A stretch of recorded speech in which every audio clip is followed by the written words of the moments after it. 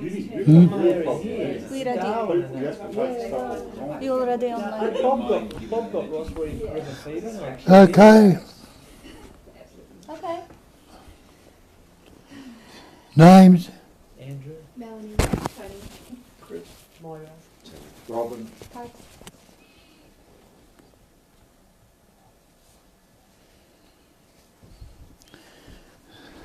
Go on. We all know what it's all about.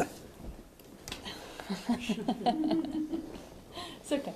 It's okay.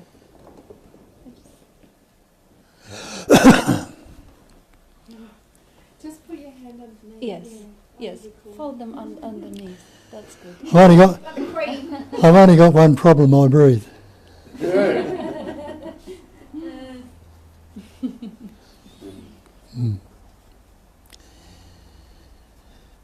You know what it's all about? What they call non-duality. Now that's just a label they put on it. But people take non-duality to be some newfangled idea or something that's hard to get. But isn't it simple?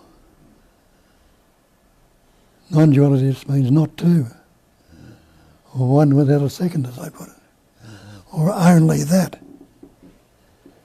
That is all there is. Okay, pointing directly to the one essence appearing, patterning, shaping, forming, and expressing as everything. Even though it seems the many, it's still that singularity, appearing as the many. And what's gone on in the so-called humanhood is they've taken on the idea that there is a personal self, myself. But who is the me that's got this myself?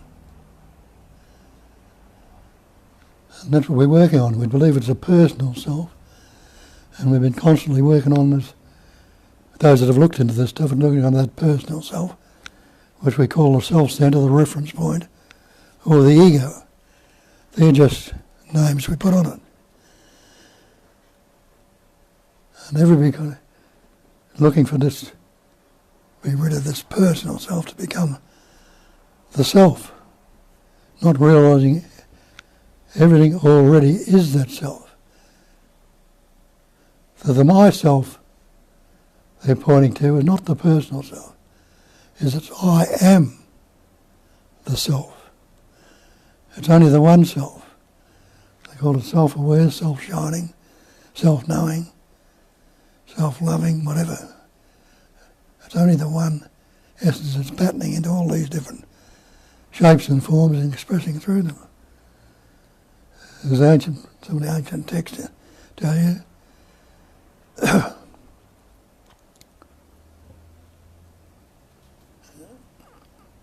I can't even think of it.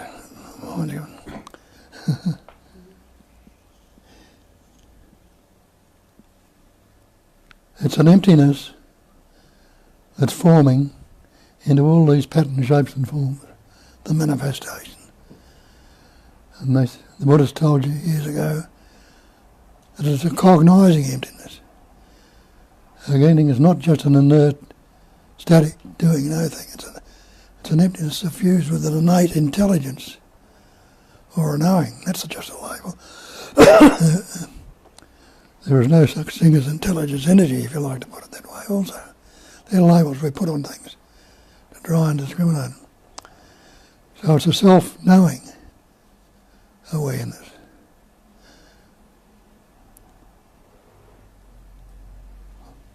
So everything, emptiness is form. It's that emptiness or awareness is forming all this manifestation. And it's forming you, me and everything else. We've got these ideas we're something. Because if we turn it around the other way, the form can be nothing other than the emptiness. You've heard that many times, like you've heard of it in many other things. You've ever looked into it and really seen it. It's emptiness, it's form. When I was telling you that, I tell you exactly as it is. And the form can be nothing other than the emptiness. And when it's Satchitananda, being, knowing, loving to be, or existence, consciousness, Nama Rupa.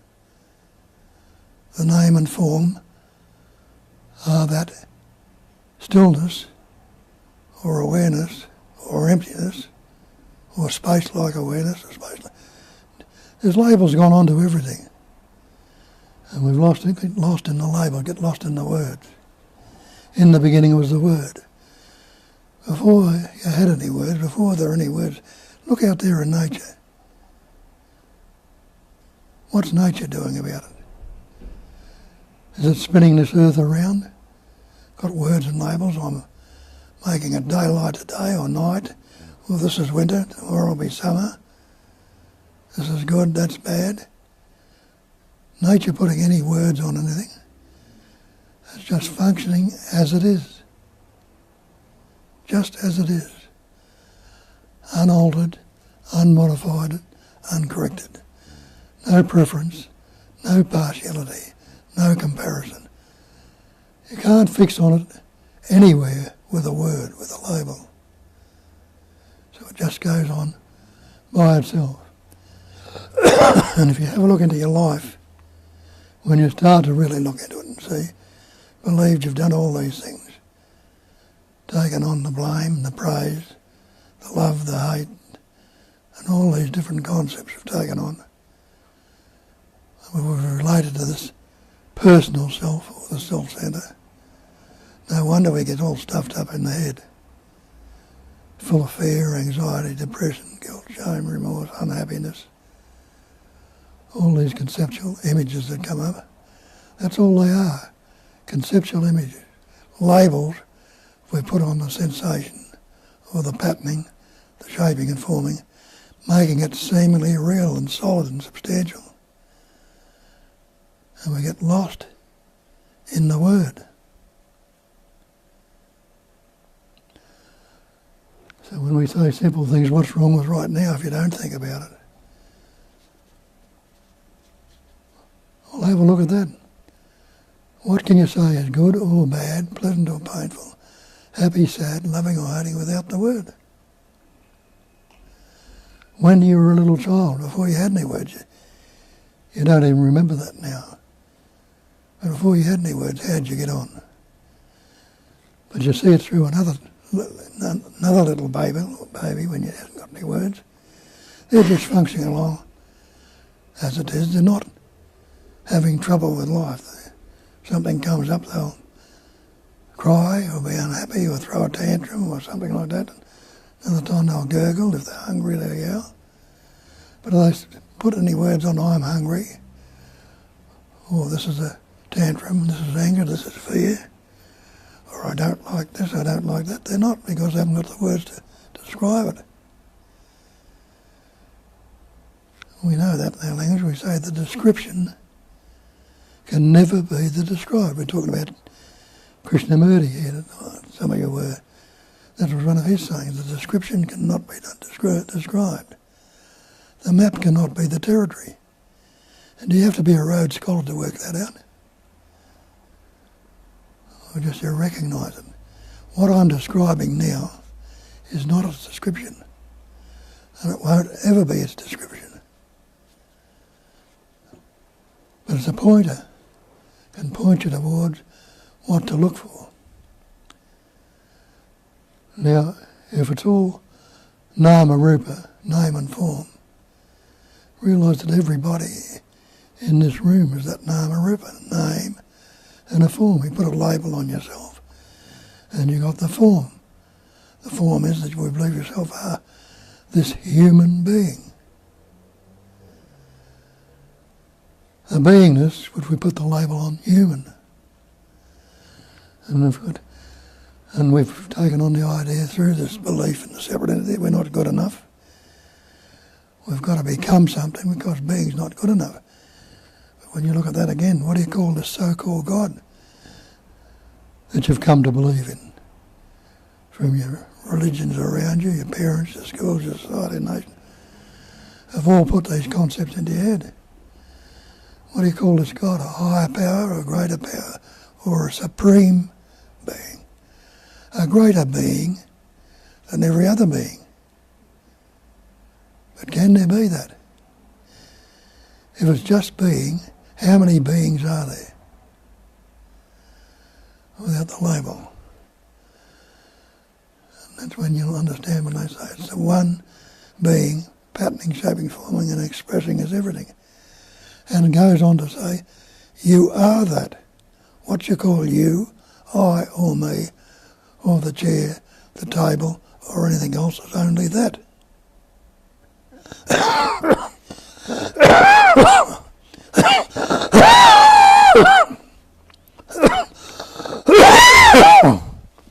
Turn that around the other way and you know it. Because don't you say, that's a chair, that's a label, that's Tony, that's Andrew, that's me, that's you, that's the carpet, that's the chair. You realise it's already all that, which is the sun, without any nama, rupa, name or form on it. It's only that.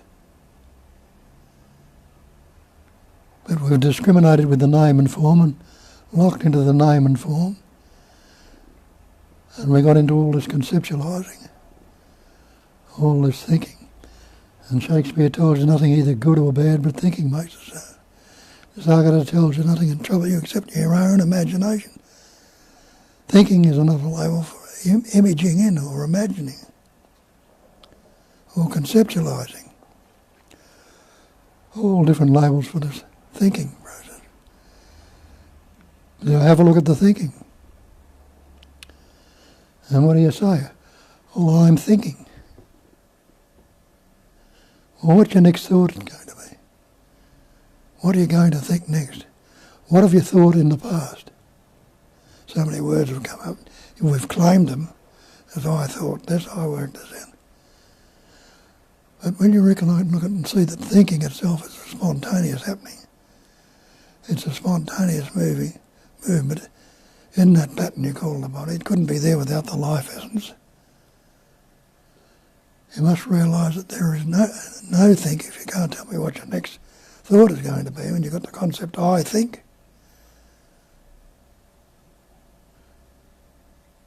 And we believe ourselves, I'm thinking this thought, I'm thinking that thought. But if you can't choose your thought, you don't know what your next thought goes. Who is the thinker? Is there such a thing as a thinker? And you realise when you put that word I think on, who are you relating to? You're relating to this personal me, this ego, me, Bob, the Australian, I think, I see, I hear, I feel, I taste, I touch, I smell. So I formed a subject when I related to the conceptual image.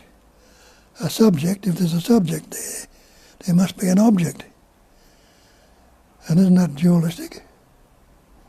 It's more than one, if subject, object. So the reasoning, the thinking is all dualistic. The seeing is dualistic. The tasting is dualistic. It's a good taste, that's a bad taste. Pleasure, pain, happy, sad. The functioning dualist thinking is dualism. And they consistently point out, keep looking into those scriptures, you'll consistently point out, it's non-dual. It never was any duality. It is absolutely this one essence that's patterning, shaping, forming, appearing and expressing as everything.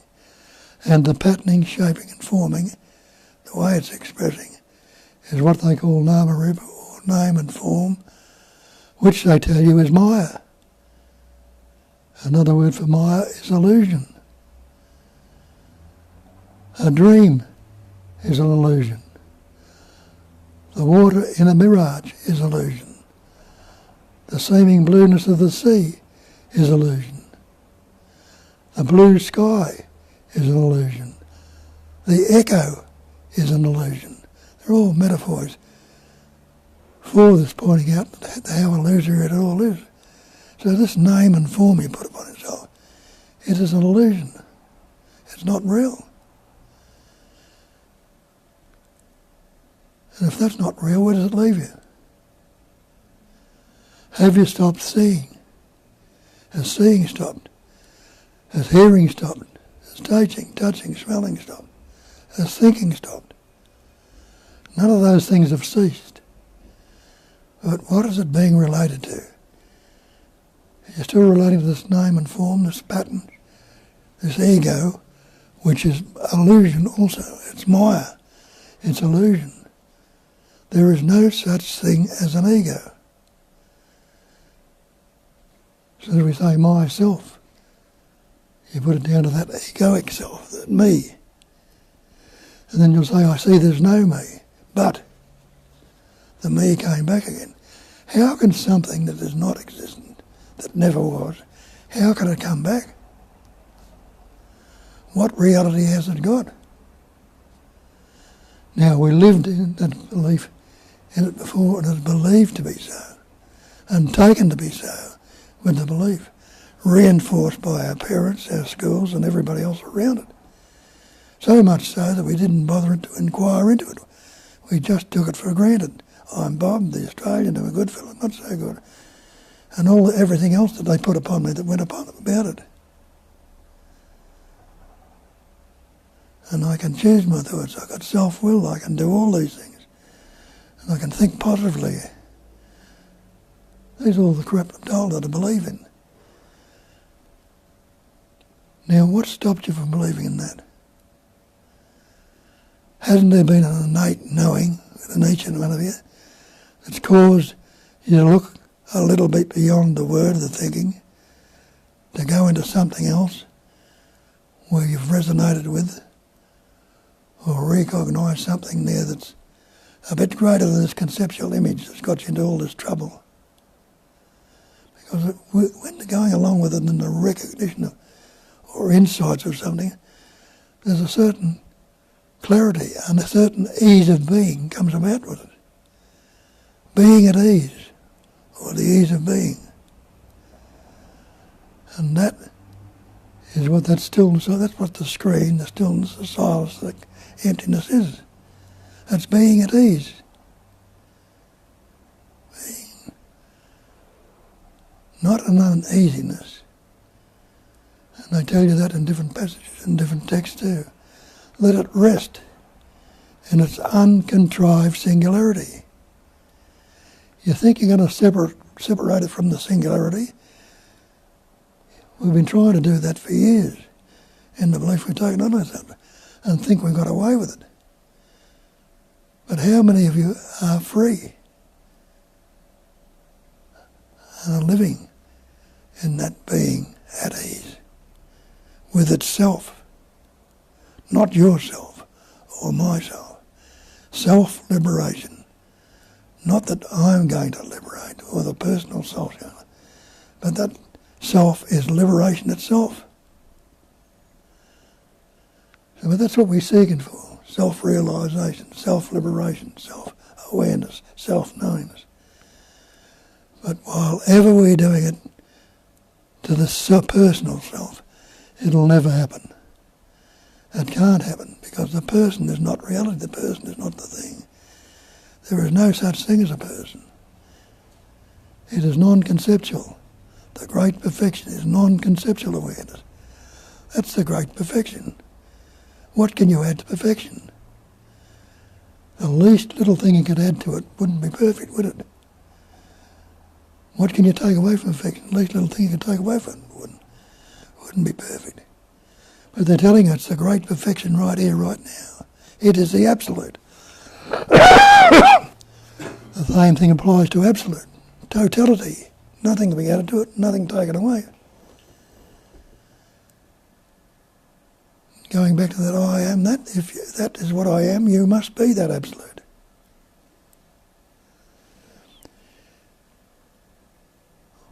And when they say give up the search, people struggle trying to give up the search.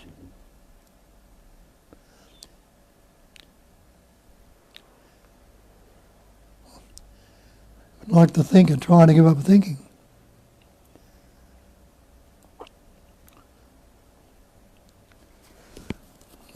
the seeing is trying to give up the seeing.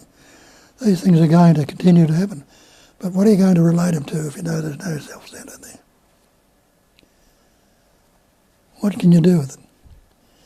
Can't you do with what we said about before? Leave it as it is. Just as it is right here, right now. Unaltered, unmodified, uncorrected. And have a look at that. What can you alter anything with apart from a concept or a thought? What can you modify anything with without anything but a thought, a sensation, a feeling, an idea? What can you correct anything with? So you're not leaving it as it is anymore when you're trying to work it out in the mind. And don't you realise that? That the answer is not in the mind. You're all intelligent people in this room. Probably far more intelligent than I am. Why haven't you worked it out? Might have just dawned on you, well maybe I've been looking in the wrong direction. You've heard that many times there, and it's probably taken you further away from it, in the recognition. And that's all that happens, I need to recognise it. That the answer is not in the mind. You can never ever get peace of mind. And that's what we think we're going to get when we stop thinking we're going to get peace of mind. But they tell you, again, that the peace is prior to the mind. Peace is, what is it? This is where the mind is not. Peace is when the mind was not. And when you go to sleep at night, how many thoughts are going on then? But to try and describe it next day, you'll say, I slept well. How would you know? If you had an interrupted sleep, you'll soon let me know about that. But to come back into the mind. But when you slept well, there was no mind. The mind was in abeyance. It was still there. Well, not what we call the mind, because there's no such thing. But the thinking process was there. Thinking. The vibrating into different thoughts. And that's another thing. Peace is when the mind is not.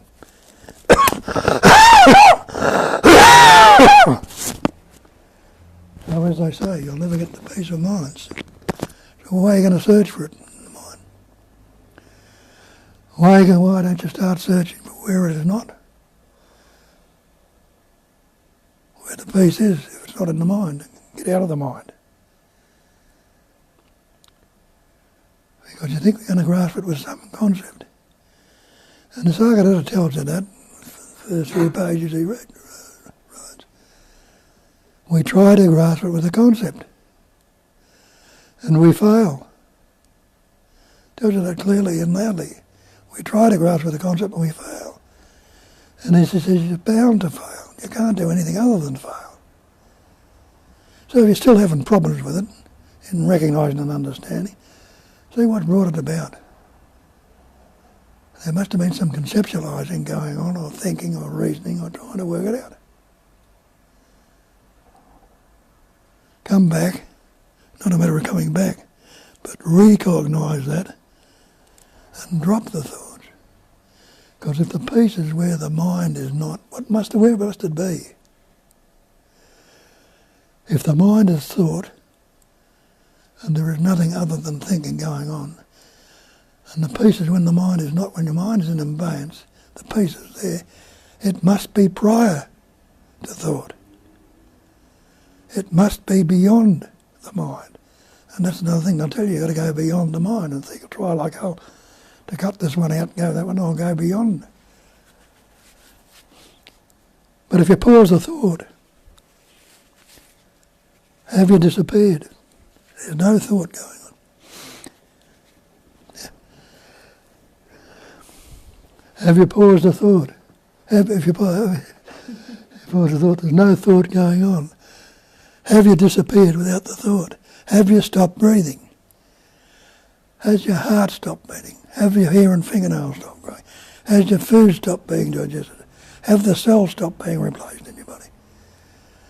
All that's going on without thought, like it went on for a couple of years, when you had no thoughts or words. When it went on before you had a brain, when you were getting formed in the mind. So you start to recognise there is. It's not something that's impossible to get hold of prior to the thought. It's simply there now if you pause the thought. So you start to recognise that and do what they say. Abide as that. Abide in it. Let it rest in its uncontrived singularity. Don't move away from it. Well, that's my little concept of today, talk. I tell you how to go looking into the self-centre if you want to see that, but you've all heard it before. So take it from there, you can kick it off, Ken. Okay, I like that, just to add a word, because you've explained it the other day about the peace that passeth all understanding. So basically the understanding that we're trying to understand peace conceptually or in the mind. When they say peace that passeth all understanding, it means it's totally ununderstandable by the mind. It can't be understood. So if this one pointer, it was Jesus, I think, who said it, if this one pointer is understood, that the peace that we are looking for cannot be grasped or understood by the mind because it passeth all understanding. Trying to understand it makes no sense. So if that one thing is acknowledged or is taken on board, then that's it. The peace, like that. Well, also Christ said that God comes to the quiet mind. So the peace cannot be looked for in the head, and the state of waiting, of receptivity, of just being available for that peace to emerge. Well, even that is so-called grace, because even that is just the way it appears. But that could actually end the search if that one pointer is understood. But yeah, whether it does or it doesn't. You're sort of seeing it as a couple of levels, so I don't have much access to that first level of I've never really tried to work this out in the head, so it is left in that way. But then when it comes to the don't touch it or leave it, in terms of the things that just keep triggering in all the time, like for me the little ownerships are in not trying to understand non-duality, but they're in, oh, I did that crap, or oh, that's going to be a disaster, oh, that's going to be uncomfortable. All these little ownerships just popping in 24/7, 24/69 or whatever. And so the don't touch it when it has come up as a pointer, it's been where just the beginning of the tripwire starting to happen has maybe become, expanded and noticeable. And then it just starts to come in, even just the notion of what's going to come in flashes in and out and recedes, and it doesn't get touched. But as a little package, the don't touch it pointer itself hasn't come up very often, but that's kind of the way in which it So you recognise that? Yeah. Recognise those little gaps when it's coming up? Yeah. And then, That's what we call little insights coming up. In the recognition, you go back to that more and more, and it gives them more chance to arise on themselves.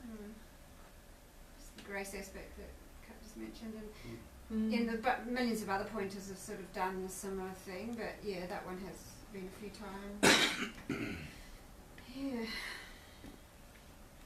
Yeah, that one could be the final also. I mean, You never know, yeah, it might be the one that does a kind of abiding, but then like you say, grace, abiding is grace, if you're very triggered like that. well, grace is again is the wrong word, but it only means that it doesn't come from the individual. As and when it turns up. Yes, so Whatever the it is, individual yeah. cannot Yeah. decide to be receptive or Yeah. open or quiet or touch or not Yeah. touch, because individual has no power. And that's It's, part for me, if they're not trying to work out in the head, it's already given for here, like that's not Yes. a question, but then the bloody stuff just all those little ownership things that are bitching at, how useless this particular pattern is. Bitching up all the time. Yeah, but Grace, I remember Bob was answering a question to someone who was asking, it is a wrong word because every word is wrong. Every word. There is no right word for this stuff. But grace would be the question. Whose grace? And for who? So it isn't really even the type of a dawning or grace or something that comes upon you because there is no you, and it doesn't come from elsewhere because there isn't elsewhere. This is just all, it's just all one. But in absence of any better words, we use this one because it at least it shifts the responsibility from the individual doer who thinks that has something to do. And for me, I guess I've been travelling with, well, like, for example, like the lady uses it a lot. And so so for me, grace just becomes the fact that there's no you doing it. Yeah, it's just how grace always is used for me. So it's quite a useful empty word in that way. Yeah, It's if not you coming understand from it this anywhere. way. Yeah, no, there's nothing in our aspect of grace. It's just represents. Yeah, there's no God giving you grace. That's Yeah. right. Yeah. Righto, you can go next. Well, I can go next. You missed out. Oh, Yeah. oh, Tell us gee. about I'll it. go the rounds, give you all a go. Well, I don't know that I've got much to contribute, really. What's your favourite? What's the pointer that works the most? I don't know, really. I've sort of given up on pointers a bit lately, actually. Well, tell us all about that. Yeah, Recognition. well, I guess it's just that you sort of get to the point. Look, I've heard most of the arguments before, and I know most of the pointers. So, and I've sort of realised that that next point is not the thing that's going to do anything for you. It's just there anyway. So the pointers really don't mean that much, I guess, anymore. Well, it's sort of, you really come to the point where external help's not going to help you. Yeah, but do It's you have only- internal? It's only a matter of seeing yourself. That's all. So. And this is exactly what the question was. Which one of like the way when the shift happens, when you kind of step back from the entanglement or taking things personally, what is it? Do you notice anything specific how it happens that it just shifts back? Well, It comes from within, obviously. yeah, but it's like it seems that the mental image of me that gets in the way. Yes. Like if that's out of the way, well, it just happens naturally. It's not anything you can seek or look for, or it's just there. Yeah. So how does the mental image of you falls away? Did you notice any pattern of how it happens? I notice a lot of the time it doesn't seem to be working there anymore. Cool. You know? Well, Like, it comes up when there's something that really pushes you hard, it does, but... apply it to something else. What about the water in the Mirage? Yeah, When you haven't got a mental image about that, you're worrying about it, the image all the No, time. of course not. You've recognised there's no Yeah. water in the mirror. That's right, yes. Well, the same with the recognition mental. Yeah, I can say I think that, but I don't know that that's what happens in practice. The old me still comes out, you know. Who to? Well, it just comes out, I guess. Well, it must be to itself. Who It say? sees itself. When they're thinking, you say, oh, I think that. Who thinks? Well, it just happens itself. Yeah. So. It's all No, I've seen that for a while, that you don't do your thinking. It just, like, you get locked into it, but it just comes of its own accord. So, Well, who could log into it? yeah, well, it's a good question. Well, then have a look again. Yeah, It can only be me. yeah, Then you go back and have a look. Who's Yeah. this me? yes, See if you can find a me there. yeah. Well, when you look, there isn't one. Right. Well, why don't you know that instead of... Yeah, I know. It's the abiding thing again, isn't it? Yeah. I guess it's habit. I guess a lot of it is habit. You just keep going back over the old ways that you've traced before, you know. So, but The it doesn't- it recognition doesn't- but you happens. start to see that. That's what's. Yeah. But to me, it's a gradual. Yeah. My horizon's getting bigger. Like I see what's happening more. The way it just happens. Well, don't relate that to me either. Yeah. Yeah. Well, that's the problem. Isn't it? Always relate it back to the self-image. The only way you do it is by shutting up. So, but you're already in a place, one could say, that, you know, is the space-like awareness and the me appears and disappears Yes. in it? Yeah. Or is the me having an experience of... No, Yeah. no. The experience is So there you, anyway. you so. are the experiencing. Yeah, I think so. And Yes. the me is just showing up and going Yeah. and falling away. Yeah. Yeah, cool. That's it. Yeah. Yeah. Cool. And then the me is going to show up or not, but who cares? If you are Yeah. a space, who cares? Let it be. As Yeah. everything else. It doesn't matter. You don't even need to get rid of it. But, Because yeah. it's not you. It's like, Yeah. you know, the flowers and birds also appear and disappear. Mm. Thoughts appear and disappear. But what does it do to the space? Nothing. Yeah. Well, that's another thing I've been looking at is it's all a matter of perspective. It's if you look at everything from a me out to the rest of the world, Yeah. or you just look from the rest of the world. Yeah. From what the sensing sees, it's completely different. Yeah, you kind of impersonal, like camera or Yeah, computer like- or anything. You Well, process there's a camera information. seeing the room here, but Yeah. it's just everything, even this body is just another thing in the room. It's That's- not yeah. me. Totally. So that's the difference. That's impersonal seeing. Yes. Beauty.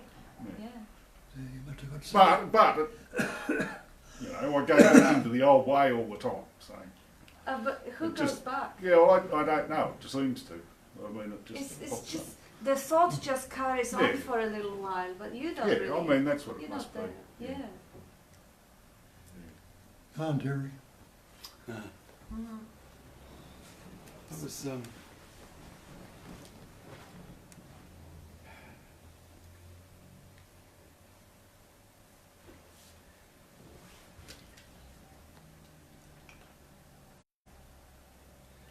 there's one planet.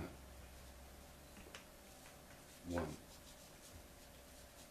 I don't know how many billion people we've got at the moment. 7 or something, I think. Yeah, something like that. Plus, yeah. It's about 7 billion people on the planet. And there's one planet. One. And there'd be around about 7 billion different opinions and concepts and ideas of that one planet. So whose idea or whose concept of that one planet is correct? Is there one or is there 7 billion? You know, and then you can apply that back to yourself. Whilst there's an identified entity here, you know, it goes, well, there's my thoughts and my speech, my sound that comes out of my mouth, and my feelings and my hearing and my sight and my awareness. And it just divides. It divides everything. And I started off with that analogy of, you know, 7 billion people on the planet. That's what the mass does. The masses do, and it's easy to see that if you. It's easy to see that everyone's going to have a different concept or understanding or idea of that one planet. And yet we do exactly the same thing here when we're identified with that self. Divvy it up, you divide it up. I'm all sorts of things. Really got an ego and you know, and then I could divvy the ego up and go, yeah, and within that I've got, you know, low self-esteem or high self-esteem, desires and wants and preferences and, you know, and so on. There's either oneness, or there's fucking not. And if you look at that analogy that I first brought up in relation to 7 billion people on the planet, you can see the insanity that goes on. No, that's good. Like you can see that when you look at that objectively. When you look at that, you know, which one's right? You know, somebody, the person who really understands that one, will they please stand up out of that 7 billion? So it's just all concepts and ideas. And can see that, you know. So people can have all sorts of different ideas about how nature works and how the planet works and how God works, you know. How dare he create tsunamis and wipe out human beings, and it's just, it just goes on and on and on. But the reality, the absolute reality here is there is just one. Only becomes two if I listen to that. Without that, there is just one. There is just one presence. There is just isness, if you like. Awareness, still, quiet, so peaceful.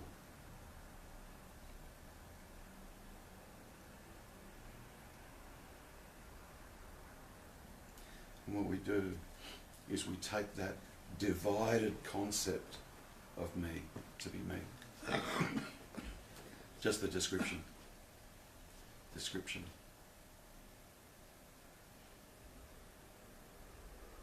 There is just one here.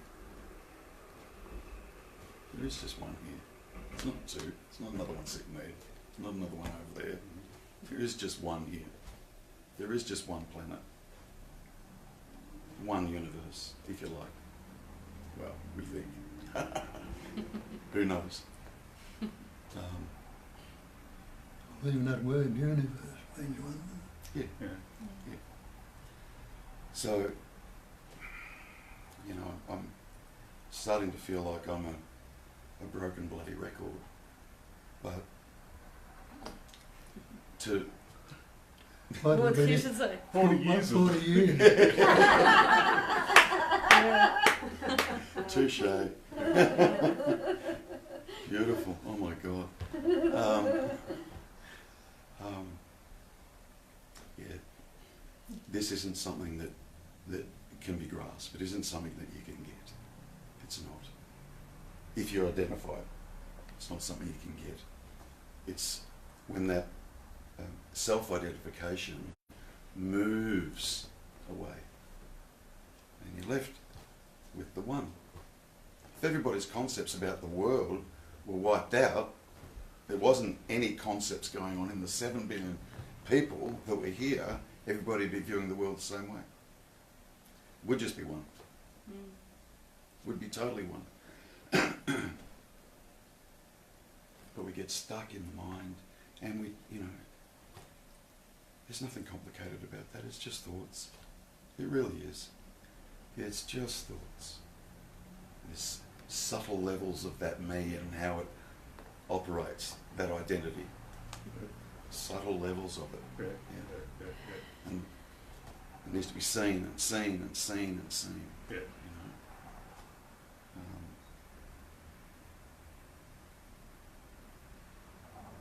With you talking about the 7 billion different views, I mean, you can go, well, what's the difference? Because the sensing's largely the same. What's the difference? It's got to be the thinking process that's different between them all, isn't it? Only. Yeah. That's my point. Yeah. Only that. Yeah, that's the difference. And how seriously you going to take your thinking Yeah. when you actually see the bigger picture? Yeah. Which we're You told think, that you know, nothing either good or bad, but thinking makes it so. Yeah. Well, when you start Nothing to control look at you except your own imagination. how reliable is your thinking, you know? And Can how- you rely on it? No, you can't. And how, Anyone can how say that. important, Yeah. because it feels, certain things feel so important. In 100 years' time, well, maybe 120. In 120 years' time from now, maybe a little bit, maybe 130. But anyway, it's a relatively short period of time. In 130 or 140 years' time, every single solitary human being that's currently on the planet is going to be in the fucking ground. How important is it really? Yeah. Like seriously. And they'll be replaced by, probably by then, 8 billion new people that'll be walking around and manifesting and functioning. You know. 2 billion. You're wiped out by the heat. Cockroach and rats. We just take everything so fucking seriously, you know. And 120 years ago, there might have been 5 billion people on the planet. I don't know what the figure is. Do we give a shit about them? No. That's a lot of people. That's a lot of. We don't give a shit about it. I don't give it another thought. I don't know about you guys and the rest of the people on the planet. Yeah. And in 120 years' time in the future, there'll be people sitting in a room like this, and this will come up again, and we're nothing, you know. It's. I've never been much good at giving a thought about the 7 billion now. It's autism for you, it's pretty handy. Yeah. Well, I've been to 2 funerals in the last couple of weeks, and you go there and you review the person's life and think fondly of them and that. But how quickly it all moves on. The world doesn't stop for a second. Everything just moves on. They come and they go. We'll just come and we go. You just get a few guilty feelings that you're Yeah, not but feeling. I mean it's quite amazing how quickly it all just dissolves and as though they never were. You know? Look, the irony, and Bob says it all the time. Are you aware right now? Can you say I am not? Sure, you can say I am not. There's got to be someone there to be saying I am not. Yeah. Are you aware right now? Are you being right now? Are you existing right now? Are you seeing, hearing, tasting, touching right now? Yes. Yes. You know, you can't get any closer to this that's being pointed at other than that. Other than that. Yes, I am. There is presence here. There is awareness here. So what blocks it? It's so obvious and it's so there and it's so present, and yet we walk around thinking we haven't got it. Like thinking we haven't got it. That's just. I know. Sorry, Tom. And I know what it is. It's, and I've discussed it before. That the self-identity identifies with this sense of presence. It identifies with this and claims it. This is mine. You know? And it kind of becomes, a bit ordinary in relation to that self-identity that's there. It just becomes a bit bland and a bit ordinary, and whilst we're going through this process, yeah, I'm here, but that can't be it. Surely that's not it. Surely that's not it. That is it. But the difference is when the entity that's there saying, surely that's not it, when that's absent, and everything else is absent, it's fucking amazing. It's amazing. Truly amazing.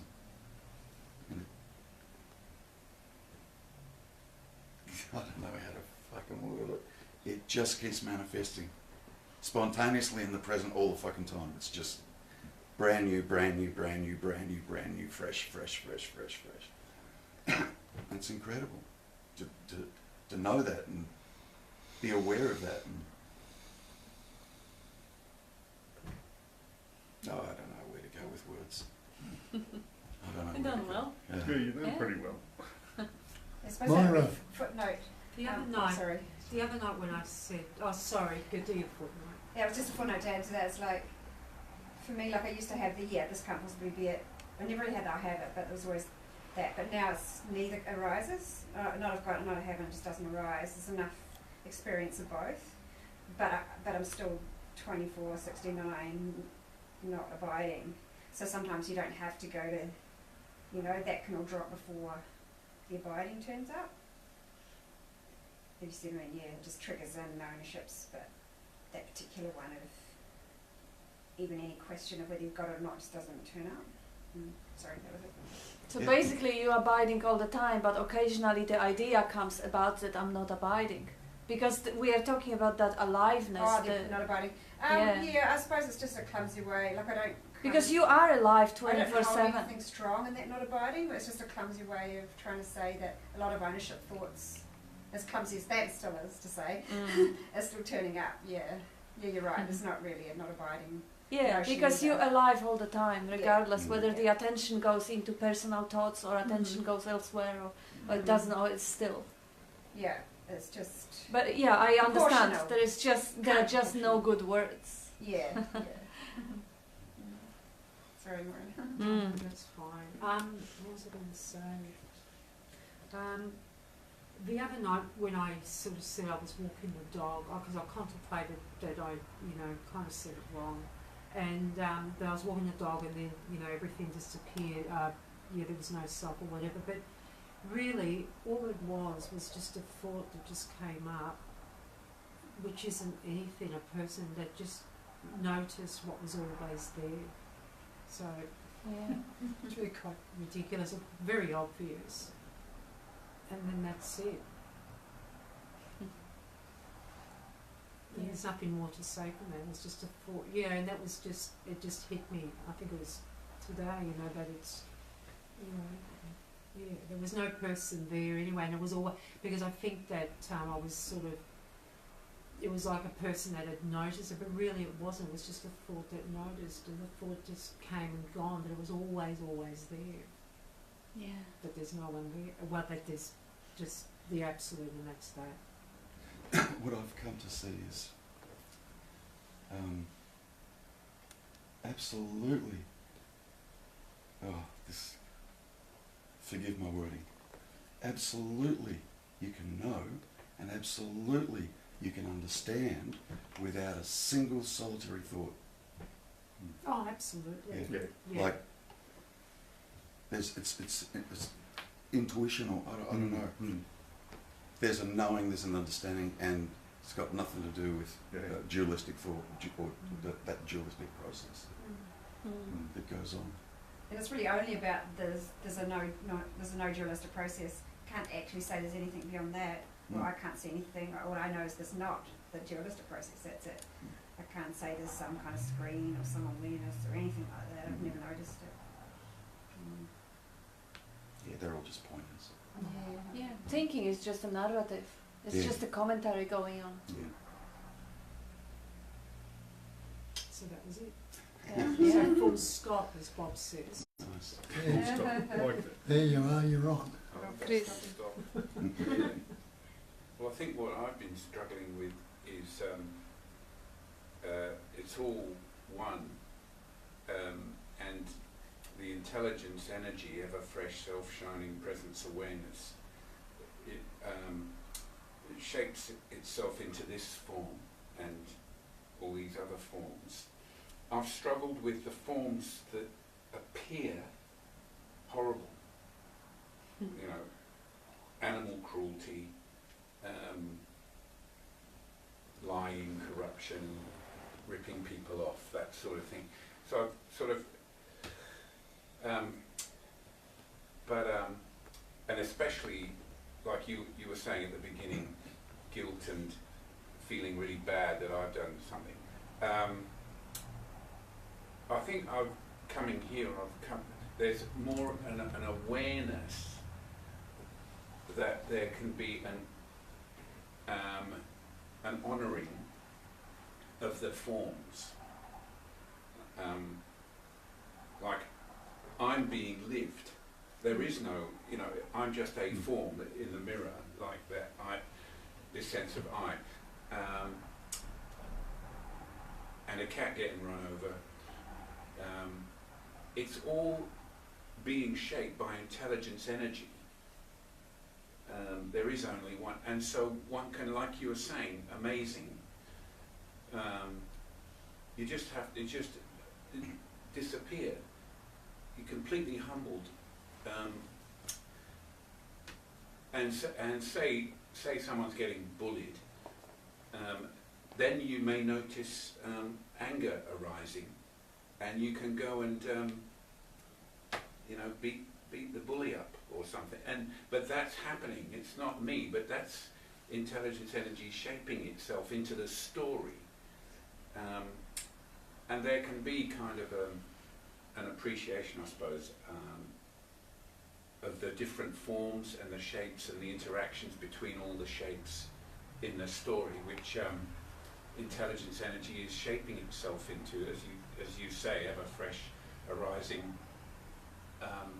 So there can be a kind of honouring of that, instead of shit, I got to do something about that. Got to, which is mind and judgment coming from old programming. But there's a bit less of that. There's quite a bit less of that since I've been coming here, and more seeing or an awareness that I'm just one of the shapes, and I'm being formed by presence awareness, so it must be beautiful, even when it doesn't look very pretty. And So that I struggled with at the beginning, but I think you've clarified. If someone comes and does something, the responses still go on, but you don't have to buy into it with the self-center kind of in the mind. So I think it's been very helpful for me, or for this personality. And what is important to add, because you said it all and you said it very well, but I've noticed the way, because if you see animal cruelty or you see something that is yuck, and your heart is just shrinking and you're getting, your fists are clenching and the action is just boiling up to do something about it. And then the idea comes, I shouldn't be judging it. Yeah. Why not? I mean, judgment is part of, it's part of the way. Story. Yes. And the forms. And also, you see, I actually see in myself often when I see something that is yuck, and I feel the judgment coming up. And with the judgment, I can even throw shit at the person who is doing that animal cruelty or something. But at the same time, I can't fool myself, and I can't forget that that person is empty inside. There is nobody there. It's just that mechanical conditioning doing whatever it has been conditioned. It's the computer perpetuating its program. So I can't be... I will still defend the animal, or I will still slap the fucking cunt or whatever. But I can't hate them, I can't be angry with them, I can't blame them, and I can't feel guilty about my actions. Where's the machine? That was funny. It might be generational. I don't find it shocking, but the older generation are quite shocked when you use phrases like that. You had me at cunt. That was it. Oh. You had me at that. For me, this word, this is my second language. This word doesn't really mean anything ugly for me. It's just another word. It's not any uglier than... You fucking all the time. Yeah.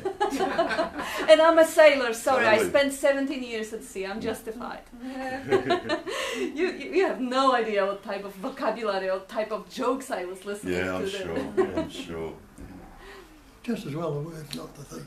Yeah, that's right. Another sailor says. Another sailor says. Any holes a goal, Bob? You are evil.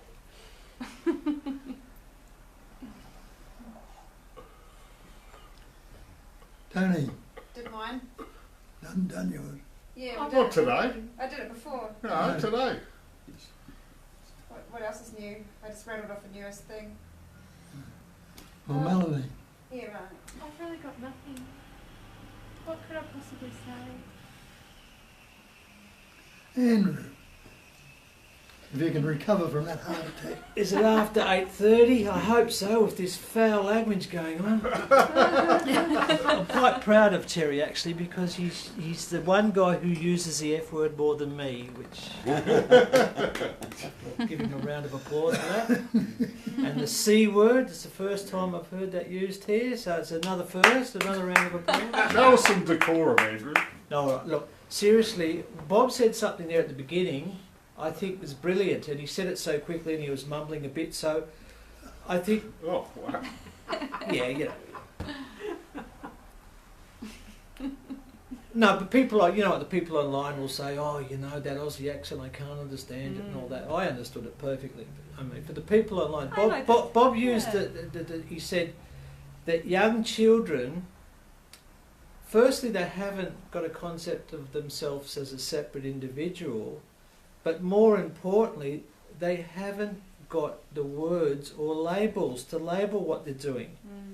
They're taught that. So if a child throws a tantrum, he has no concept that he is throwing the tantrum. It's just a spontaneously act. Like you watch a young child, music comes on, and the child will spontaneously start dancing.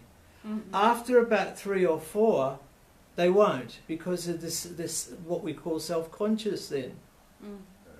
Right? So before that, and the child, more importantly, he hasn't been taught the labels. The parents haven't said, oh, stop being a drama queen, stop throwing a tantrum.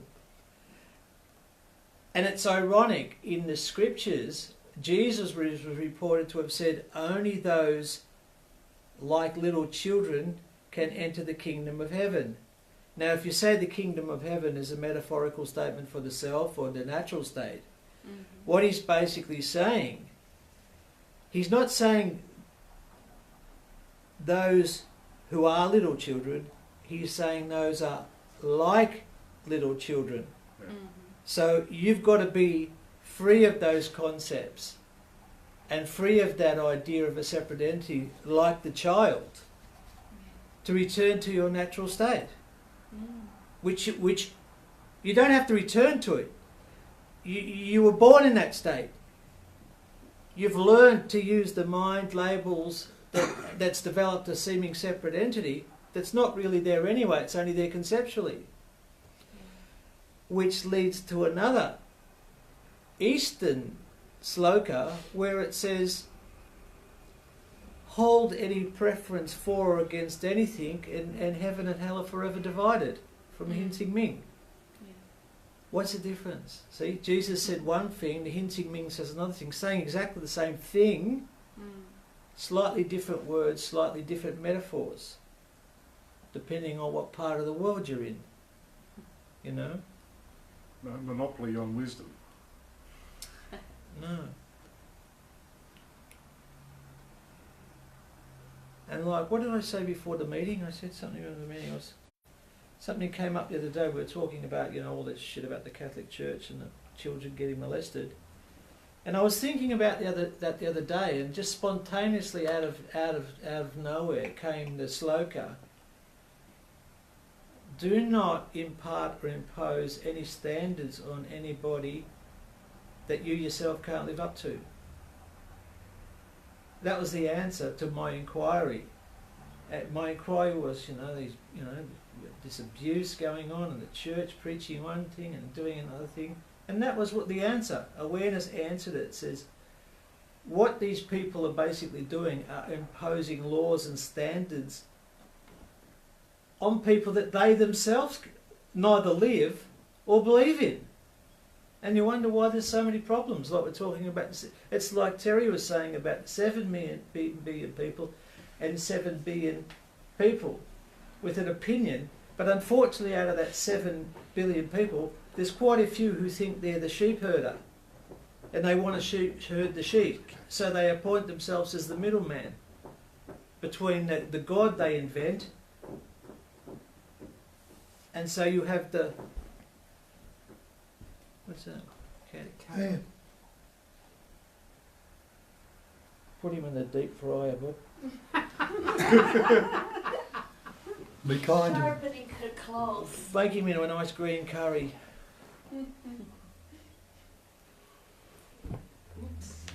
Fillet him up and deep fry him in a bit of light Japanese batter.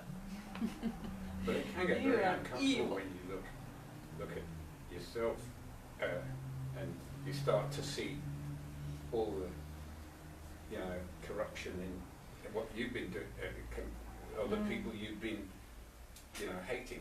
What did we say the other night though? We said the other night, right?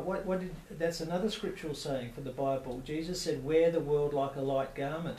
You cannot take it seriously. more serious you take it, you put yourself in a nut house if you try to take it all seriously and try to understand it. For example, politics. You see what's going on now in politics? If you tried to understand it or bought into that story, or try and put it right, where are you going to end up? You're going to end up, The quicker it fades, and you wonder why they take up boozing and stuff, At the end of the day, you'd need half a bottle of whiskey to forget all that bullshit, wouldn't you? Yeah, but that's because they don't get it. They're not Yeah, aware. because they take it seriously Because and if they personally. did get it, that yes. Yeah. They're If not it's aware or awake. impersonal, Yeah. if it's impersonal, then church does whatever it has been programmed and conditioned to do, also mechanically, and there is no entity responsible. Oh, exactly. That's the point, though, isn't it? That's the point. Yeah. You can either buy into the story, all right, or see it as a story. Yeah. If you see it as a story, are you going to get upset about a story? No.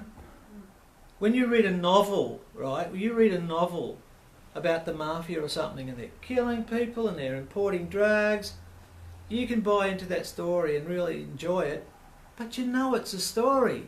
Yeah. You don't go to bed, you don't look under the bed in case someone stashed a couple of keys of coke under the bed, do you? You know it's just a story. You know the coppers aren't going to come hammering on the door because you're not involved. It's not a story. That's the difference. But if you read that book and then you took this as being true, right, and that's what happens to the people who say swallow the metaphorical fables in the Bible and that, and they take them as being, a concrete reality, then what do? You start to impose that on other people. You start to take that as, well, in the Bible it says this and you're doing the opposite to that. So, see, it's like Bob said, that's how wars start. Yeah. Because you say, well, hang on a minute, listen, I've got this book here and it tells me the right way to behave. Now, you're not behaving according to what it says in this book, therefore, I better kill you.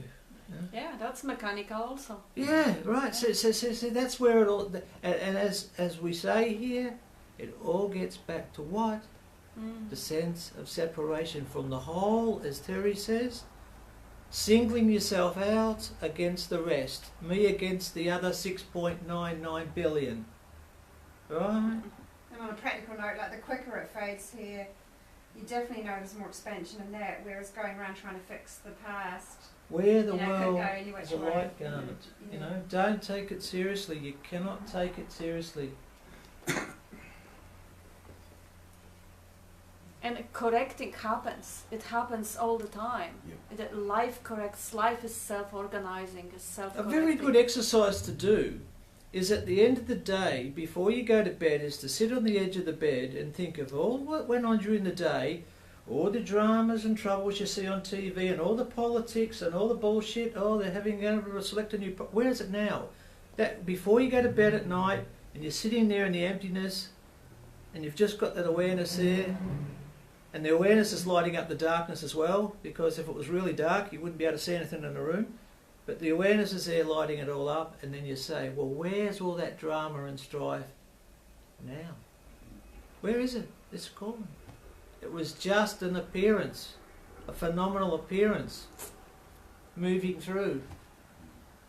It's gone, forget it, like the river. It's gone. Tomorrow we'll wake up, the river's going to flow past again, and there might be a new Prime Minister. Right? Oh, shit. New, another one. You know what I mean?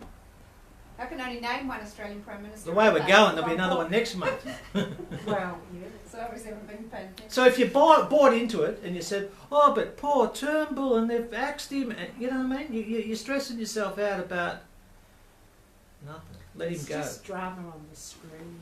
Yeah, it's It's grammar an on the screen. entertainment. It That's is how. entertainment. Yeah, well, that's another point. You Really can place. enjoy it as well. You can enjoy it and see it for what it is, and then just laugh at it, and say, well, look, how many prime ministers are we going to friggin' have, But it's fantastic drama. Yeah. Who would watch the It's movie in which there was no villains, only good it's just people? fantastic. Oh, you couldn't write the script to real No. life. You No. couldn't write it. You couldn't, fiction's nothing compared to real life. Some of the shit we see going on now.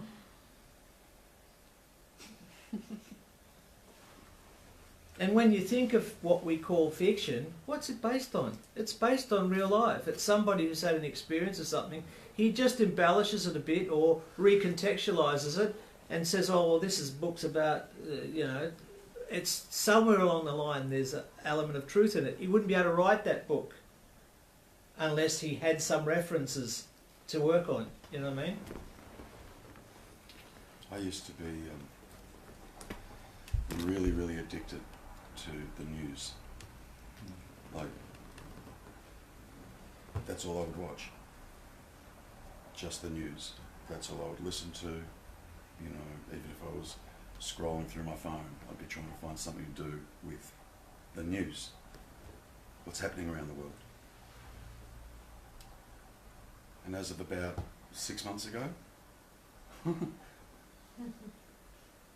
I've got no idea what's going on around the planet at the moment, which is fucking incredible, because from as way back as I can remember, I had my finger on the pulse all the time. What's going on? But in awareness, nothing's going on anyway. In your awareness, nothing's going on. The story's playing out as an appearance, but the awareness itself is just the field in which that's seeming.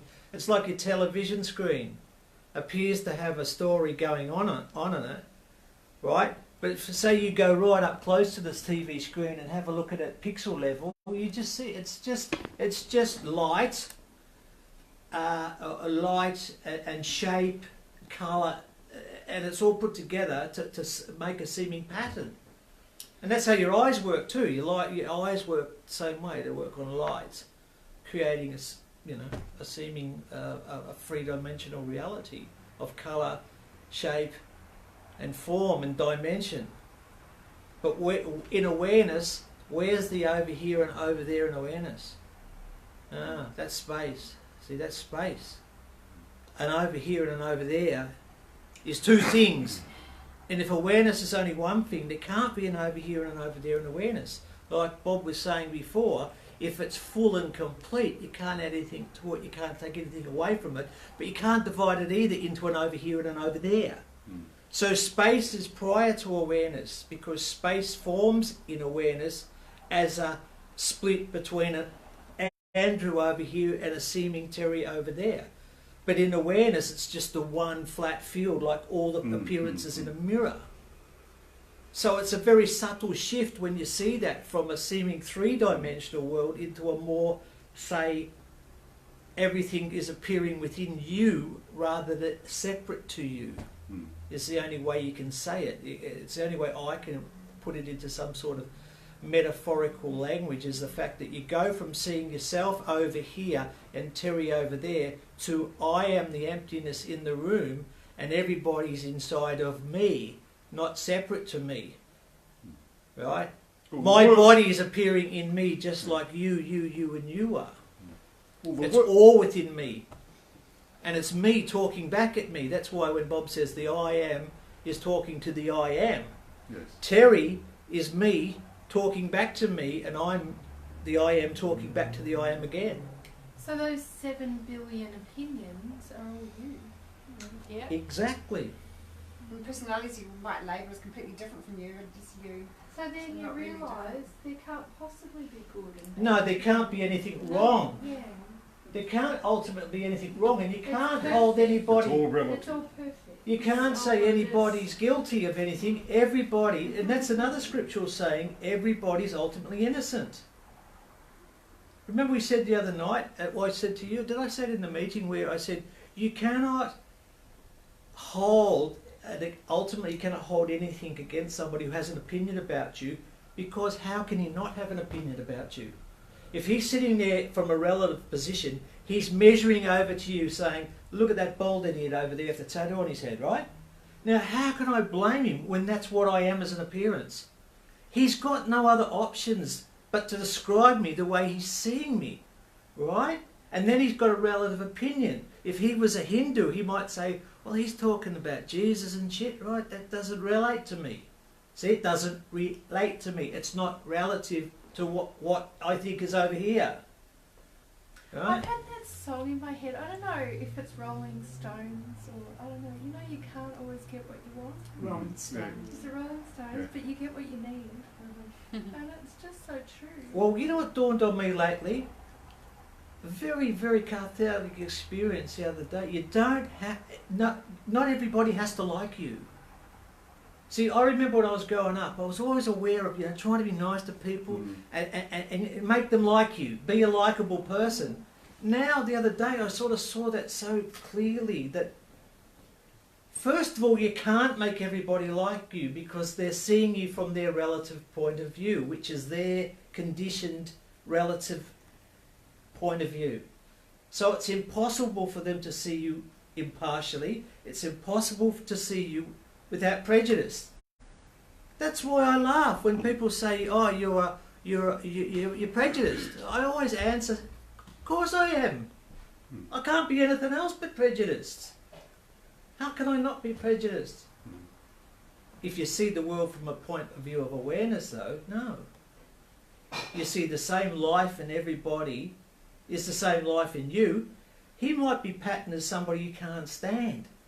You don't have to like them as a separate entity, but you respect the life in them. So you don't hurt or harm them because you say, if I hurt or harm them, I'm ultimately harming myself because the life in them is the same life in me. So if I go out and kill that other life, I'm basically killing a part of it. It's like chopping my arm off or something. I'm killing a part of myself. And that's where in Hinduism they talk about ahimsa. You don't hurt or harm any other living organism because it's the same life as you are. How about mosquito? No. Well, cats, right, we can leave cats But- out of the but equation. you We kill couldn't. those. No, but you couldn't. But I don't think you can. You don't do anything at all, things happen, life lives on life. Yeah, no, but you can. In consciousness, how could it? Nothing. Consciousness can't You only harm, it just kill the can't. form. You find yourself slapping mosquito, the form is gone, life is still there. Yes, that's another point. Yeah. Can you kill anyone anyway? That's what Krishna said in the Bhagavad Gita, didn't he? You're all mine. Kill each other. It doesn't matter, But you're not going to, obviously, Andrew. Well, you might if you're defending. Well, a- you Well, don't know. if you're protecting a child who's about to be Yes, you killed don't by a know. murderer, you might kill someone. Yeah. You don't know. This is what the Saga Data said, didn't he, Bob? They said, what would happen if a brawl started out the front? He said, I don't know, I might be down there throwing the first punch. You don't know. You can't say. Absolutely. Yeah, I was getting the image before of like a patch of Muppets, Muppet patch, all the same patch. But that Muppet might be noisy and that one's quiet. But if you really just see them as you, there's no value judgment on any of it. Because as soon as you say, I Noisy wouldn't Muppet's do that, me, quiet Muppet's me. There's no rules required. There's no. as soon as you say, yeah, I know, but as soon as you say, I It's wouldn't true. do that, you're looking at it from a relative point of That's view right. Yes. according to your conditioning. You say, well, you're basically what you're saying is, relative to the way I was brought up and I was told, I wouldn't do that. Yeah. But nature has its own rules, and nature,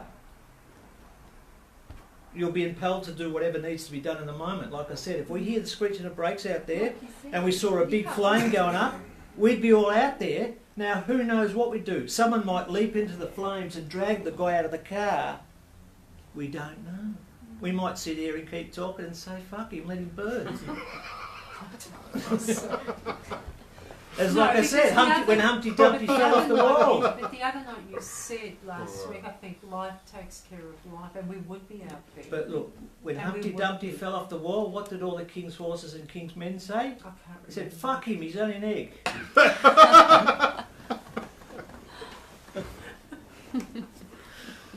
You, Fry him up. But Where's the that's true, bacon? That's very true, Maura. Life Yeah. takes care Well, of life. Andrew said it. No. What I meant by saying that is, right, That we would all be we out have welfare emotions, right? We have welfare emotions. Now, what do the welfare emotions do? They support life, don't they? Compassion, kindness, caring. They're supportive of life. They nurture life. What does anger, hatred, malice, revenge, fake self-protection. What does that do? Fake It's Yeah. anti-life, isn't it? But they're also No, presence it's awareness. instinct. Well, yes, but it's not It going to doesn't support support- life like the welfare emotions would Well, no. There is support of life of individual and there is support of social life. So you are talking about emotions that support society, the living do. in Yeah, a park. well, yeah, that's another thing you got to say. This is another thing you've got to be careful of when you're talking about the appearance, or you're talking about the essence. When you're talking about the appearance, you're going to be talking in dualistic language. But it doesn't matter. No, it doesn't matter. But See, all of it is supporting. helps to make that distinction, though. Life supports life. Yes. If I'm angry and I'm going to attack someone and bite someone, it means I'm defending this particular body. If I'm kind and compassionate, I'm defending the group. But And revenge, right, may also be supportive of life as well, and from a Absolutely. relative point of position. Totally. People just say, You kill the murderer, he doesn't kill anybody else. yeah, from a relative point of view, anything can be justified. That's another thing you can say. It's just Yeah. what is. Years ago, I used to tell a story about the dung beetle. Yeah, you haven't said that for years, Bob. I've been months waiting for away. that. Where's he been, the dung beetle? I heard a Yeah, few sounds months like ago, an not a few appropriate months. thing. Yeah, go for it. I think it's in Africa. There's a beetle called a dung beetle. It follows the elephants around and it gets a ball of elephant shit. It'll dig a hole a metre deep in the ground, a metre. And then it'll scratch a hole into the ball of shit and lay an egg in that. And as soon as it's done that, it's finished, it dies. Now that little pupae or maggot or whatever it is in the egg will live on that dung for quite a while. Then the rains will come and soften the earth. Well, that little maggot or whatever it is comes out of the dung and makes its way up to the earth, to the light again, you know. Then it flies off looking for elephants. Now there might have been a drought on or something, the elephants are not where it usually goes. So there'll be a heap of them fly there, no elephants, so they die. Some others flying in another direction, they'll be eaten by birds or other little lizards or whatever it is. They'll eat thousands of them too. Then some others, Then the bird shits as well as it flies yeah, it goes along doing, and you know, nature helping itself to all these things. But then there's a few that'll make it back and find the elephant shit and then dig a hole and lay it in, and the process goes on and on. Now, what were those ones that were killed in the drought, died in the drought? Were they meant to do that? Or the ones that flew over and got eaten by the insects, and were they just born to be eaten by those insects? Or whatever. You see, life happens the way it happens, but it's always prolific enough to keep it going. But with a young child, Bob, like they say that if a young child is subject to love and cuddling and caressing, if it doesn't get that, straight away that child is kind of like, it can even die. Right? That's true, actually. And so the point about life supporting life is if you get a young child and like who hasn't got that sense of self, and you subject him to hate, malice, anger and all that, or you subject him to love, kindness and compassion, that was the point I was trying to make as well. It's more nurturing, more supportive of life to have the more what you might call positive emotions rather than the negative emotions.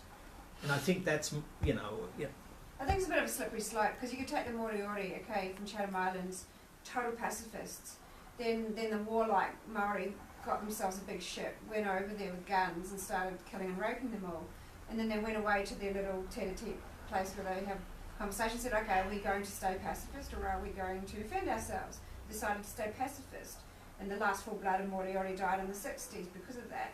And, you know, you can just go on forever saying, but life is just living, you know, it's doing all sorts of Exactly. stuff. That's it. And see the tendency to take mental position. This is better than that. This is the mind, always mind evaluating. That one is better than that. Life is having everything, is displaying everything. It's always fresh and new, alive and intelligent. And even anger is intelligent. Even children dying in orphanage, there is intelligence in it. Yes, but I notice, like, if I see the world from the point of view of pure awareness, right, it's far more benevolent, loving, kind things, energies.